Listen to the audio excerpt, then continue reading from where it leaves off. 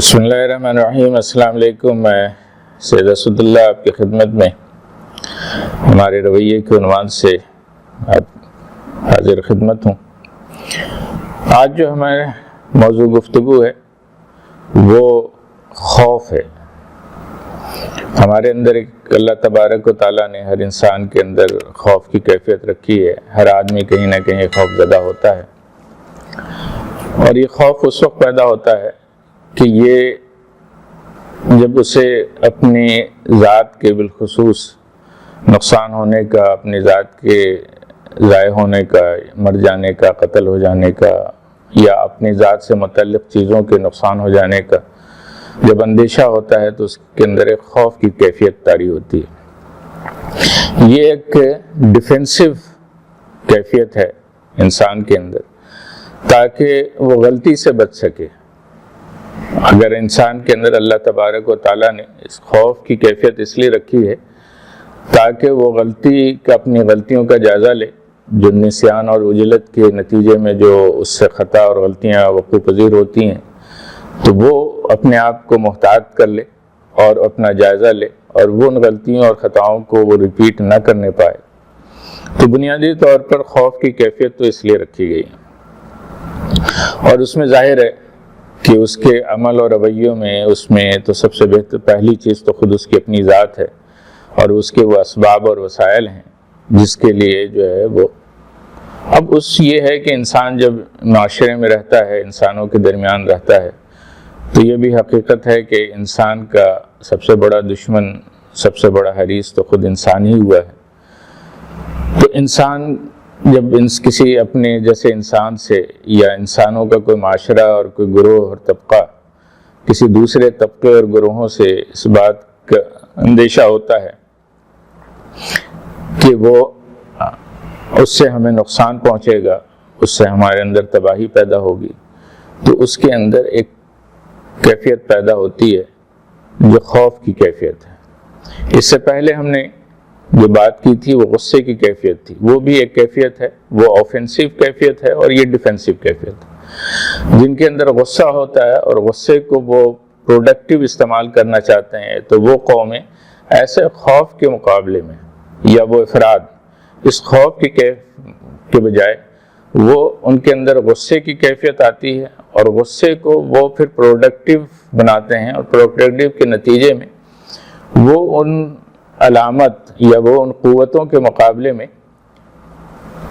اپنے غصے کو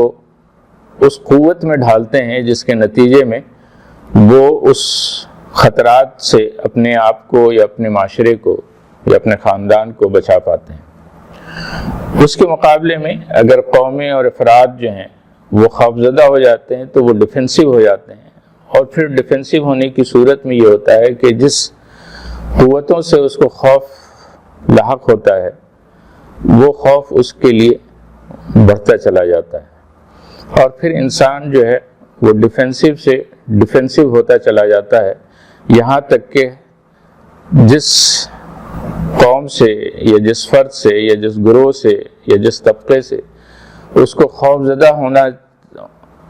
تھا وہ، اور اس کے اندر یہ خوف تھا کہ اس کے اندر جو ہے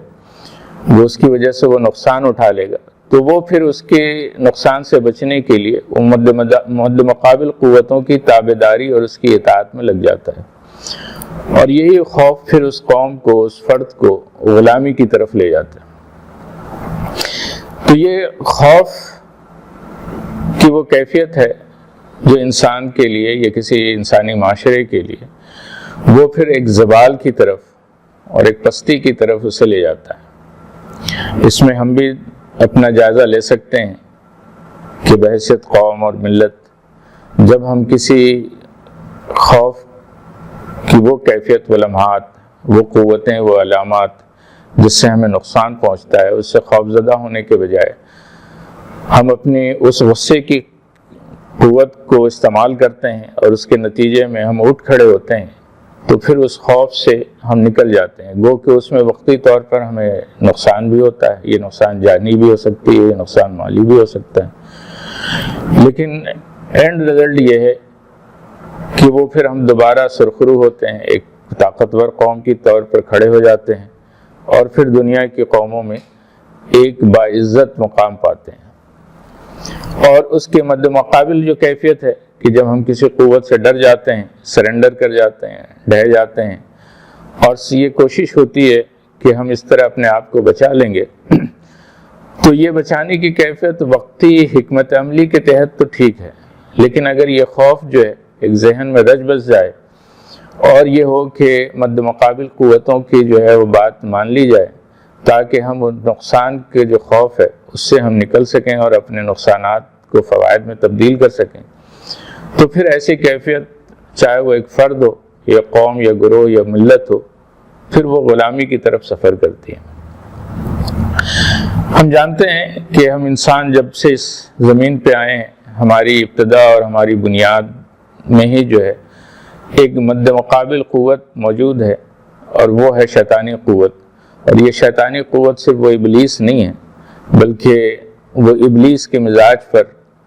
خود انسانوں میں ایک بڑا طبقہ موجود ہے جس نے اللہ کے حکم کے مقابلے میں اپنا حکم چلانا اور اپنے نظام چلانے کی جو ہے صحیح جدوجہد کوشش کرتا ہے، اور انسان کے پھر وہ اپنے لیے اپنے دائرہ کار کے مطابق مفادات متعین کرتا ہے، اور اس مفادات کے تحت وہ دوسرے قوموں کو وہ اپنے زیر نگی کرنا چاہتا ہے۔ یہاں سے وہ ٹکراؤ کی کیفیت جو ہے وہ پیدا ہوتی ہے۔ اب اس میں جو ہے وہ دیکھنا یہ ہے کہ بحیثیت ایک مسلم ہم کس سے خوف زدہ ہوتے ہیں؟ آیا کہ اس عارضی اور وقتی طور پر ضائع ہو جانے والی یا نقصان ہو جانے والی وہ کیفیت ہے جو ہمیں دوسری قوموں سے یا دوسرے گروہوں سے درپیش ہے، یا وہ ابدی نقصان جو اللہ کی ناراضگی اور اللہ کی نافرمانی کی صورت میں ہمیں اٹھانے کی کیفیت ہے؟ یہ وہ دو کیفیتیں ہیں جو ہمارے سامنے موجود ہیں۔ ہم نے انبیاء اور ان کے جو اصحاب تھے وہ مختلف ادوار میں ہم نے دیکھا ہے کہ وہ قوت میں کم ہونے کے باوجود، اور صرف یہ انبیاء اور ان کے اصحاب کی بات نہیں ہے،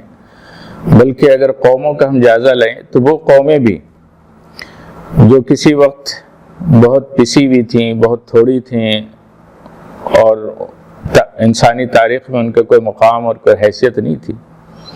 لیکن جب انہوں نے اپنے خوف پہ قابو پایا تو پھر انہوں نے وہ دنیا پر وہ سر چڑھ کر کے بولی۔ میں ایک مثال آپ کے سامنے رکھنا چاہتا ہوں۔ دنیا میں منگول اور چنگیز خان کا نام آج بھی گونج رہا ہے۔ ایک وقت تھا کہ چنگیز خان کا اپنا قبیلہ، اپنا خاندان دوسروں کے دست نگر تھا، مخالف قوتوں نے اسے اجاڑ دیا تھا، اس کے لوگوں کو قتل کر دیا تھا، اس کے قبیلے کو تباہ کر دیا تھا، لیکن چنگیز خان اپنے قبیلے میں وہ واحد بچہ تھا جو خوفزدہ ہونے کے بجائے اس نے ان قوتوں کے مقابلے میں اٹھنے کا فیصلہ کیا، اور اس نے اپنے غصے کو اس قوت میں تبدیل کر دیا۔ تو پھر دیکھا کہ اس نے ایک آدھی سے زیادہ دنیا کو اپنی تلوار پہ رکھ لیا۔ یہ ٹھیک ہے کہ اس کے اس تلوار پر رکھنے کی وہ کیفیت کتنی صحیح تھی اور کتنے غلط اور کتنی اس میں بربریت تھی، لیکن اگر دنیا کی ہر قوموں کا اگر آپ جائزہ لیں تو اللہ تبارک و تعالیٰ نے ہر قوم کو اٹھنے کی ایک کیفیت دی ہے، اور کیفیت جو ہے اس خوف کی ہی علامت اور آزمائش سے گزرتی ہے۔ ہم جانتے ہیں کہ ہم انسان اس دنیا میں آزمائش کے لیے آئے ہیں، اور اس آزمائش میں ایک خوف بھی ہمارے لیے ایک آزمائش ہے، اور اس خوف کی آزمائش میں اگر ہم نے اپنے آپ کو، اپنی اس کیفیت کو سرنڈر کرنے کے بجائے جو ہے وہ اس کے مد مقابل اٹھنے کا اگر فیصلہ کر لیتے ہیں